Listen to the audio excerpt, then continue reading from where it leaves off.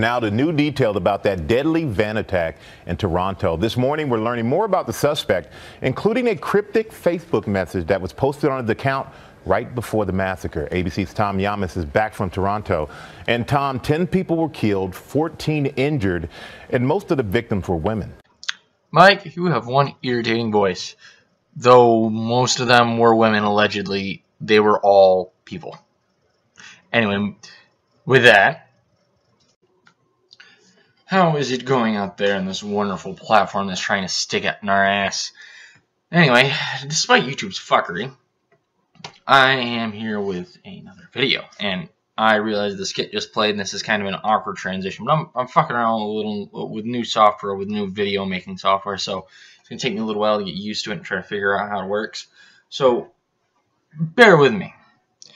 But regardless, let's jump on into this shit show, shall we?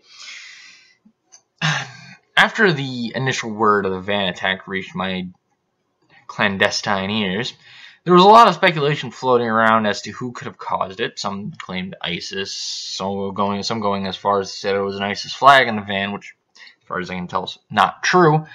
Others claimed right-wing extremists. Once again, as far as we can tell at this point, not true. However, most of the recent articles I have seen are pointing towards a group of people called incels that the perpetrator was a self-proclaimed member of.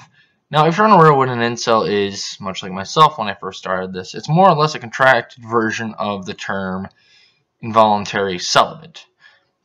Or in other words, someone who can't get laid. Now, that could be, I guess it could be technically male or female, if you really boil it down to brass tacks, but the reality of the situation is usually in the situation they're talking about a man. But now due to that post,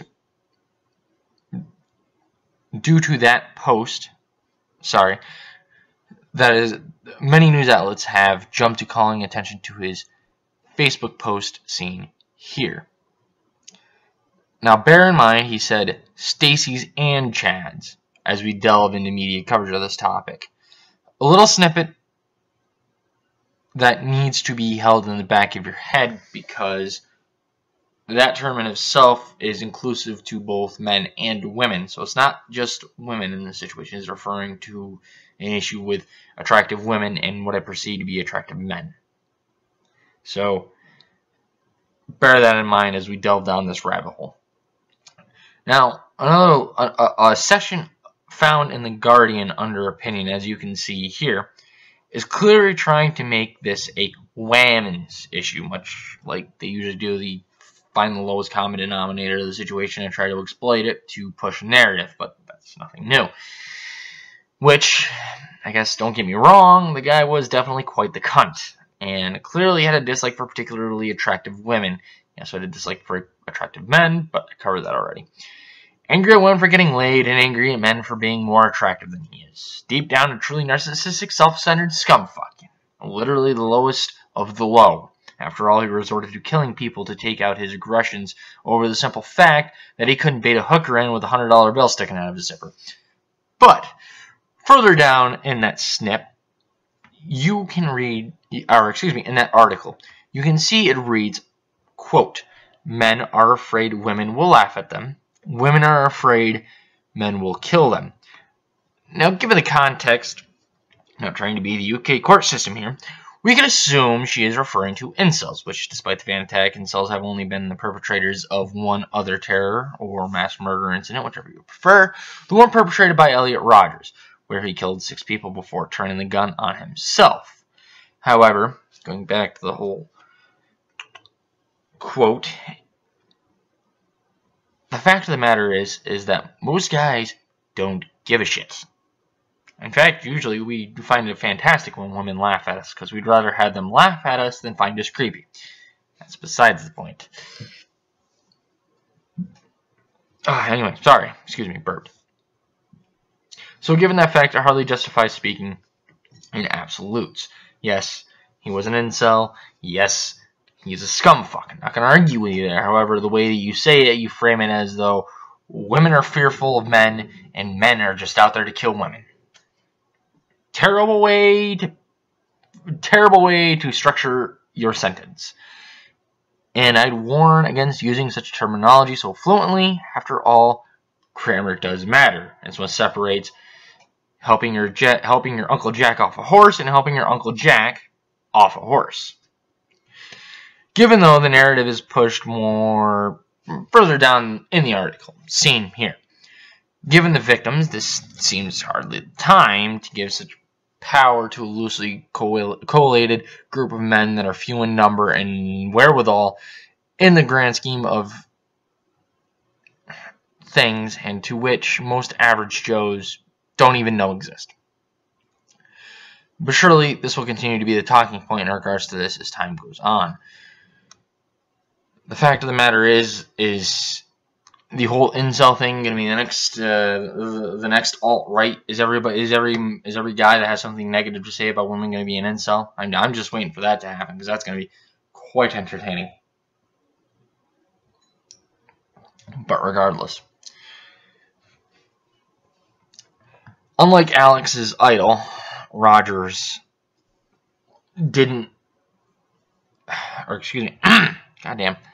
Unlike Alex's idol, Rogers, Alex didn't off himself, nor did he get the police to shoot him. Not for lack of trying, mind you. So he will get the police. So he will, be facing the repercussions of his crimes rather than getting an easy way out. I wouldn't be surprised if he commits suicide while in prison, but that is what it is. I mean, realistically, I would not be surprised, given that he has 10 cases of, pretty sure it's murder, and 15 cases of what would be attempted murder. So, at least that's how I see it. I'm not exactly what the verdict is going to be. This is, of course, assuming that he is actually convicted, but given the evidence, it'd be very unlikely that he is not. But before we finish this little trip down a Toronto sidewalk, let's look into a particularly small little man in his post on Twitter. Now, when it comes to Roosh, I don't like to touch below the belt, so to speak. But in another way of putting it, I don't like to touch low-hanging fruit. Now, this is, of course, I keep in mind that he has 30,000 followers on Twitter, far more than I will ever have. I'm just putting that out there before I step in, before somebody accuses me of picking at low-hanging fruit. But anyway, my only response to his tweet is simply this. Maybe Alex shouldn't have been such a cunt and killed people. I don't think that's all that fucking difficult to understand, but hey, I'm a weirdo, I guess. Regardless of the situation, the perpetrator is always responsible for his or her action. This is a universal rule that should be applied evenly, albeit it's usually not. And to be fair, Roosh, looking you up isn't that difficult, but you're not exactly the best person to go to for advice. But hey, maybe you're not wrong. There's no way to tell, because this scumbag already did what he did. Regardless of whether or not getting toothless blowjobs from a scabbard bag lady off Twitter would have kept him from turning 10 people into fender ketchup, remains to be a scientific fact that will never be proven because there's no way of figuring it out. But regardless, with that said, that does it for this video. This is a little bit of Toronto stuff.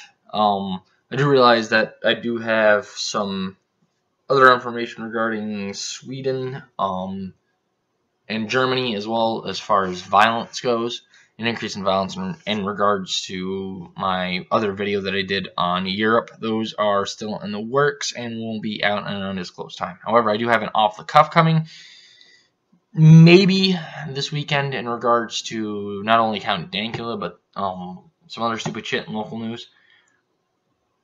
But, with that said, I am going to call this one done.